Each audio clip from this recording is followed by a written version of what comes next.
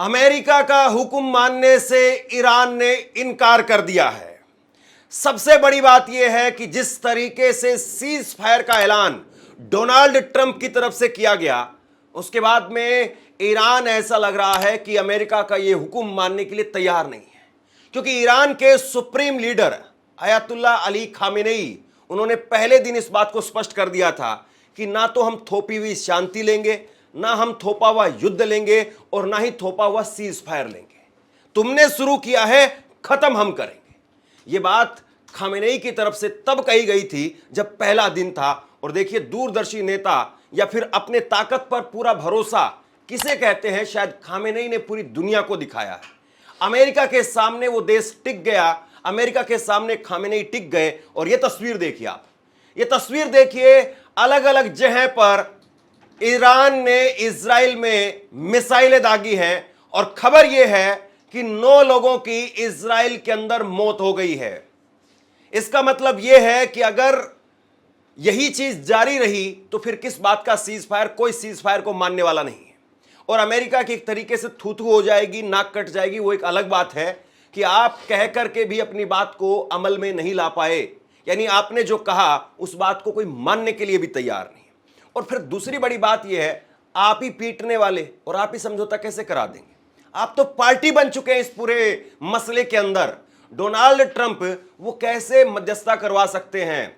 हालांकि खबर आई थी देर रात कि कतर ने इसमें भूमिका अदा की है, लेकिन कतर जो है वो ऐसा लगता नहीं है कि दोनों देशों के ऊपर कोई पावरफुल बहुत बड़ा देश हो जिसकी दोनों देश मान लेंगे। ये तस्वीरें सबसे पहले देखिए किस तरीके से अटैक किया गया है।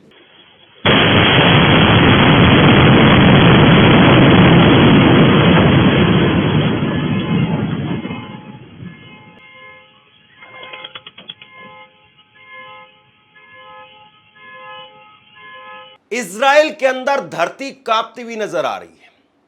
यह बताता है कि मिसाइलों की जो क्षमता है, या कौन सी मिसाइलें ईरान इस वक्त में इस्तेमाल कर रहा है। सबसे बड़ी बात तो यह है दोस्तों, जिस पर हंसी आ रही है, मैं फिर कह रहा हूं इस बात को कि युद्ध जो है वो जश्न का कभी समय नहीं हो सकता है, या युद्ध कभी भी जश्न का मौका, या युद्ध जो है एक कोई किसी के लिए खुशी का जरिया नहीं हो सकता है। लेकिन ट्रंप जो कर रहे हैं उसको तो देख करके वाकई दुनिया को हंसना चाहिए कि किस तरीके से अमेरिका की भद पिटवाई जा रही है। डोनाल्ड ट्रंप ने कहा कि अमेरिका का भगवान भला करे। बताइए आप, ये जो है वो दिन आ गए अमेरिका के, जिस डोनाल्ड ट्रंप साहब की लाइन हुआ करती थी, मेक अमेरिका ग्रेट अगेन। और वो सुपर पावर, वो महाशक्तिशाली देश आज हाथ जोड़ करके कह रहा है कि आप सीज फायर कर लो, अमेरिका का भी भगवान भला करे। ये मैं नहीं कह रहा हूं, कोई अखबार नहीं कह रहा है, डोनाल्ड ट्रंप खुद कह रहे हैं इस बात को। उन्होंने खुद से इस बात को ट्वीट किया है और कहा है भगवान इजराइल का भला करे, भगवान ईरान का भला करे, भगवान अमेरिका का भला करे। मैं तो ये सोच रहा था कि कहीं ट्रंप साहब ये ना बोलने लग जाए कि भगवान तुम्हारे बच्चों को सलामत रखे, तुम्हारी बीवी बच्चे सब सलामत रहें, तुम्हारी गाय भैंस सब सही रहें। मतलब क्या आप बोलना चाह रहे हो? फिर उसके बाद में एक और ट्वीट आया, उसमें कह रहे कि प्लीज स्टॉप, प्लीज प्लीज जो है ये अमेरिका कर रहा है। क्या जरूरत थी आपको यहां पर कूदने की? और अगर कूद गए थे तो आप प्लीज प्लीज करने लग गए। ये अमेरिका को कहां पर ला करके खड़ा कर दिया डोनाल्ड ट्रंप ने। इस बात को भी दुनिया देखेगी, इस बात को भी विश्लेषक देखेंगे, इस बात को भी इतिहासकार देखेंगे कि कैसे किन किन दावों के साथ में डोनाल्ड ट्रंप अमेरिका की कुर्सी पर आकर के बैठे, और उसके बाद में आज जो कुछ हो रहा है वो आप देखिए। एक ट्वीट किया है डोनाल्ड ट्रंप की तरफ से, आपसे कुछ देर पहले ट्वीट किया गया डोनाल्ड ट्रंप ने, और डोनाल्ड ट्रंप ट्वीट करके कह रहे हैं कि cease fire is now in effect, please, गौर से देखिए इस शब्द को, please do not violate it. Donald Trump कह रहे हैं कि भाई सीज फायर अब लागू हो चुका है, कृपया करके कोई इसका उल्लंघन ना करे। मतलब या तो आप मास्टर जी बनते मत, क्या जरूरत थी आपको हेडमास्टर बनने की? आप अपने घर में रहते आराम से। इजराइल को भी कहते कि भाई दूसरे के जाकर के वहां पर पंगा मत लो, जब वो बात करने के लिए आ रहे हैं तो बात कर लो उनसे। 16 जून को बैठक होनी थी, जबरदस्ती जाकर के 13 तारीख को बम फोड़ने लगे, मिसाइलें गिराने लगे। ईरान क्या करेगा फिर? ईरान के हाथ आपने पूरी तरह से बांध दिए। और अब आप कह रहे हो प्लीज प्लीज आप मत करिए, कोई उल्लंघन मत करिए। हेडमास्टर की ऐसी हालत, मतलब ये तो वही हो गया कि टीचर जो है वो दिखाने के लिए सिर्फ हाथ में डंडा लिया हुआ है और वैसे उसको बाद में कह रहे कि प्लीज मोहन तुम बैठ जाओ, प्लीज सोहन तुम बैठ जाओ। ये कहाँ की भाषा है? ये अमेरिका की भाषा तो नहीं हो सकती है। अमेरिका जिसके नाम से दुनिया कांपती है कि अमेरिका सीज फायर कर दिया तो मान लिया, लेकिन आप देखिए कि क्या हो रहा है। अमेरिका के एक वक्त में नाम हुआ करता था, महाशक्ति या कोई भी शक्तिशाली व्यक्ति होता है उसका यही काम है कि अगर कोई व्यक्ति लड़ रहा है, दो व्यक्ति लड़ रहे हैं, उनको शांत करवाया जाए। लेकिन अमेरिका का दूसरा रोल है, अमेरिका अपना हित ढूंढता है। अमेरिका ये कहता है कि बताओ इस नक्शे में कौन सा देश कहां पर लड़ सकता है, और वहीं पर जाकर के लड़ाई शुरू हो जाती है। अमेरिका ने कोई लड़ाई अपनी धरती पर नहीं लड़ी है, सारी लड़ाइयां अमेरिका ने दूसरे के कंधे पर बैठ करके कहीं और जाकर के लड़ी है। कभी ईरान, कभी इराक, कभी कहीं कभी कहीं, दूसरे देशों में जाकर के एक दूसरे को भिड़ा करके अपने हथियार बेच करके और लड़ाइयां लड़ते रहे। और खुद इनके ऊपर पर्ल हार्बर में एक बार जब जापान ने किया था तो उसके बाद में 2 परमाणु बम उठा करके मार दिए थे। तो मतलब अपने आप में ये लोग सहन नहीं कर सकते हैं, दूसरी जगह पर जाकर के लड़ाई करते हैं। अपने यहां पर अपने मुल्क के अंदर आपने मैक्सिको की तरफ दीवार खड़ी कर दी।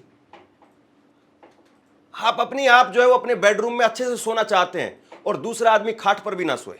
ये वाली हालत जो है वो आपने बना दी। अब देखिए एक दूसरा डोनाल्ड ट्रंप की तरफ से ट्वीट किया गया, बड़ा हैरान करने वाला है। क्या कह रहे हैं डोनाल्ड ट्रंप, सुनिए जरा। और क्या इस तरीके से आप सीज फायर करवाएंगे? ये कह रहे हैं कि ईरान और इजराइल और ईरान मेरे पास लगभग एक साथ आए और कहा शांति। मतलब इन्हीं के लिए लोग जो है बैठे हुए हैं।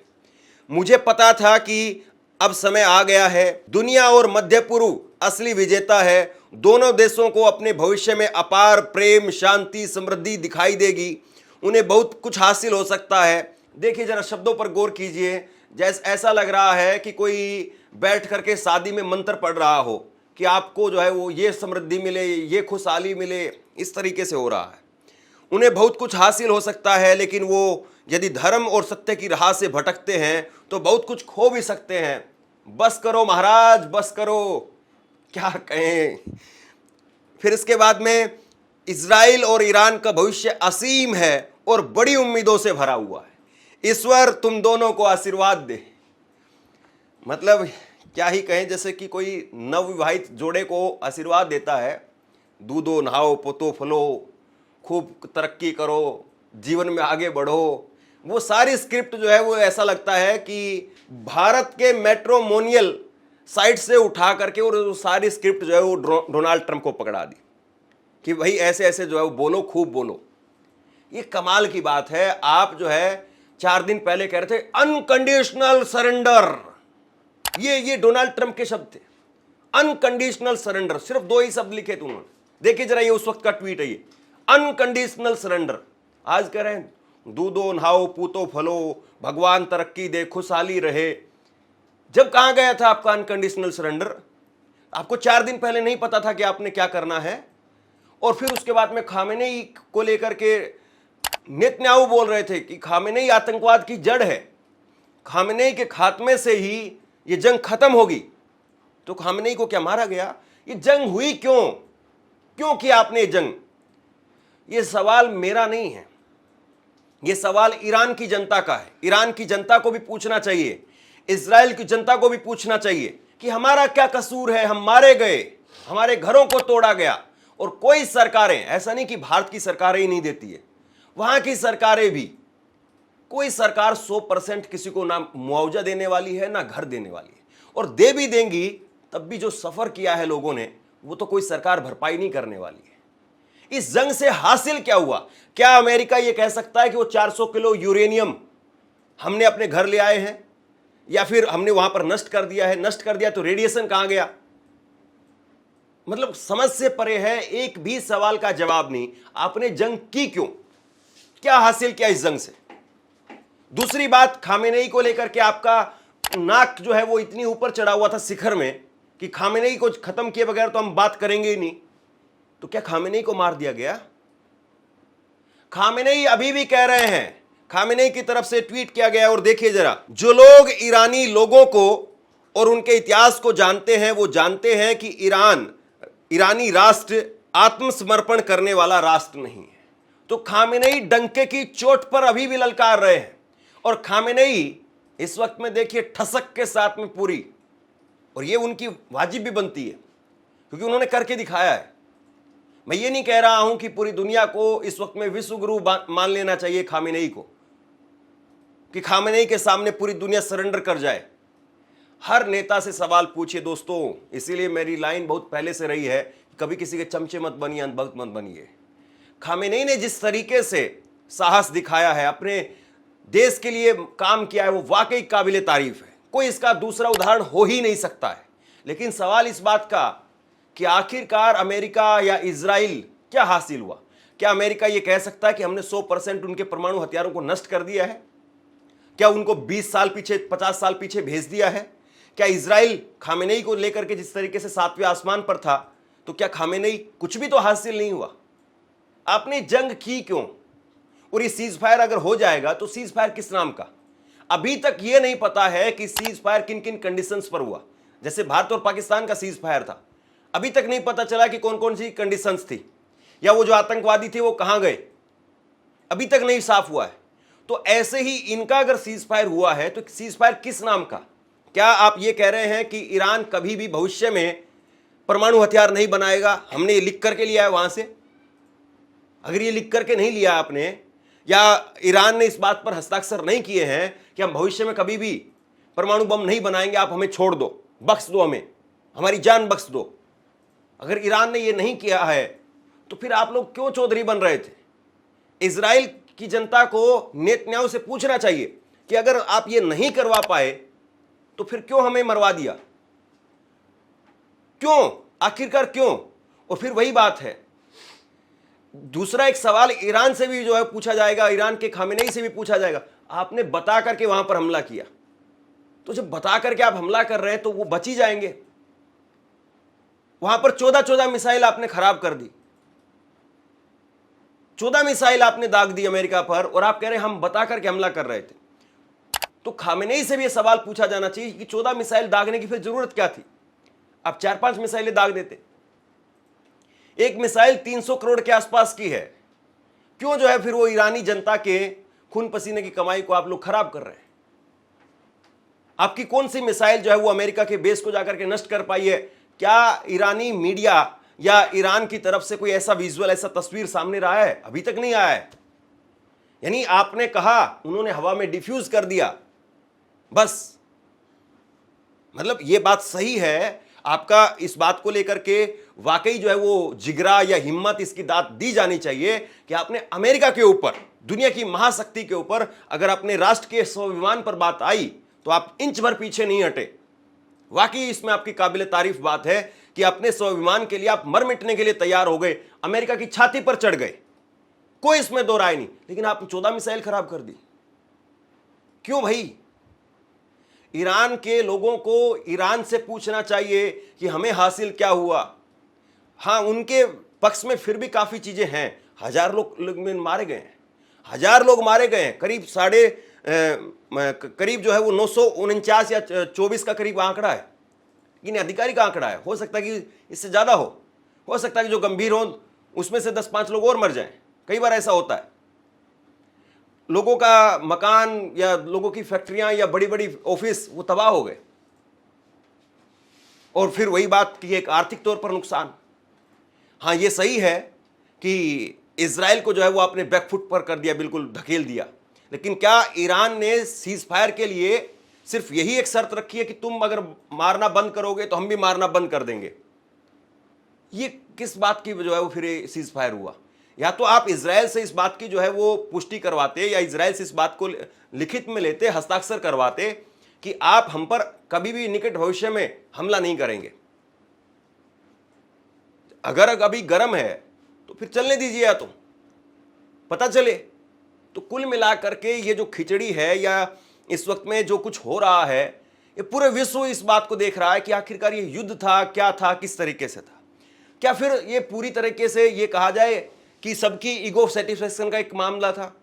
कि इजराइल ने उधर से दबाव बनाया अमेरिका पर और कहा कि भाई हम मानने वाले नहीं हैं, या तो तुम जो है परमाणु हमलों पर उन ठिकानों पर हमला करो या फिर हम करने जा रहे हैं, हमले करके निकल रहे हैं। जैसे कई बार होता है ना कि बगल में बच्चा कहता है कि पापा या तो आप जाओ या फिर मैं जा रहा हूं, तो पापा कहता है कि नहीं नहीं, ये लड़का जाएगा तो ये गर्म खून का है, पता नहीं इसी को नुकसान ना हो जाए, मर नहीं जाए कहीं पे, तो मैं चला जाता हूं, मैं जाकर के थोड़ा धमका भी दूंगा और थोड़ा सा समझा भी दूंगा। तो पापा चले गए और पापा जाकर के धमका करके समझा करके वापसी आ गए। अब यहां कौन पापा, कौन बेटा, कौन चाचा, कौन भतीजा, समझ में ही नहीं आ रहा है। कौन किस पर भारी है, कौन किस पर हल्का पड़ा।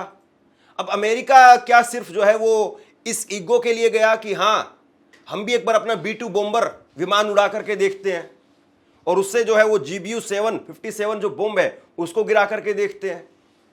डोनाल्ड ट्रंप से भी अमेरिका की जनता को सवाल पूछना चाहिए कि आपने क्यों हमारी भद पिटवाई है, जबकि अमेरिका की जनता इस बात को कह रही थी कि हम पहले ही इराक देख चुके हैं, दुनिया भर के अफगानिस्तान और दुनिया भर के आपके कारनामे देख चुके हैं, हमें मत उलझाइए इस चीज में। आप हम पर टैरिफ पर टैरिफ पर टैरिफ पर टैरिफ लगा रहे हैं और दूसरी तरफ हमारा पैसा वो लगा हुआ है युद्धों में, लोग मारे जा रहे हैं, लोगों की बद्दुआएं हमें लग रही है। और फिर उसके बाद में प्लीज ईश्वर तुम्हारा भला करे, भगवान तुम्हारा भला करे। अरे क्या बात है भाई। जैसे कि कई जगह पर होता है ना कि ईश्वर के नाम पर दे दे बाबा, अल्लाह के नाम पर दे दे बाबा, ये वाला काम अमेरिका भी जो है वो इस वक्त में देख रहा है कि आपने क्या किया है। और दुनिया इतिहास को कैसे आप भुला दोगे, इतिहास तो आपके कहने से नहीं लिखा जाएगा। और आज जो कुछ हो रहा है ये सब कुछ डिजिटल है। 500 साल पहले, 700 साल पहले, 1000 साल पहले जो कुछ होता था, ठीक है, कुछ लोग अपनी मनमर्जी से चीज़ों को अपने पक्ष में करवा लेते थे, लेकिन आज तो सब कुछ इस मोबाइल में है साहब। यूट्यूब के तहखाने में जाएगा कोई आदमी 10 साल बाद में, 15 साल बाद में, और देखेगा कि किसी चैनल पर कोई पत्रकार बोल रहा था और वो कह रहा था कि अपनी सरकारों से सवाल पूछो, सरकारों से कहो कि आखिरकार हमारी ये स्थिति क्यों हुई। तो बहरहाल ईरान, ये भी सवाल पूछा जाना चाहिए कि क्या केवल आज भर इस सीज फायर के बाद में सिर्फ एक दिन के लिए हमला करके वापसी ठंडा बैठ जाएगा। क्योंकि अमेरिका की तरफ से कहा गया है कि भाई आपको सीज फायर करना है, और सीज फायर में क्या कंडीशन रखी है, कंडीशन ये रखी है कि पहले 12 घंटे ईरान खामोश रहेगा। तो ईरान तो खामोश नहीं हुआ, तो इसका मतलब क्या कि अमेरिका फिर से वही करेगा, या फिर ये पाकिस्तान वाला मामला है कि भारत की तरफ से आकर के कह दिया गया कि सीज फायर। 10 मई को शाम को 5 बजे भारत के विदेश सचिव वो आकर के कहते हैं विक्रम मिस्री साहब की सीज फायर हो गया है। फिर हम देखते रहे कि रात को ड्रोन आ रहे हैं उनके, पहले दिन आए, दूसरे दिन आए, तीसरे दिन आए। कमाल की बात है। तो क्या ये वही होगा कि ईरान 2-3 दिन अभी और ठोकेगा और उसके बाद में जो है फिर अगर आप खामोश बैठ गए तो ठीक है, और अगर आप भी जारी रखेंगे तो फिर उसके बाद में अभी तो पिक्चर बाकी है। तो शेयर कीजिए इस खबर को और आप बताइए कि क्या वाकई अब हैप्पी एंडिंग की तरफ, हैप्पी एंडिंग तो खैर नहीं, लेकिन कम से कम यही है कि हाँ देर से ही सही लेकिन थोड़ी बुद्धि आ रही है, देर से ही सही थोड़ी सी ठोकर खा करके अकल आ रही है, या अभी भी पिक्चर अभी बहुत बाकी है, अभी तो बहुत विनाश देखना बाकी है। शेयर कीजिए इस खबर को, लोगों तक पहुंचाइए, और आप क्या सोचते हैं नीचे कमेंट बॉक्स में लिख करके जरूर बताइए। धन्यवाद।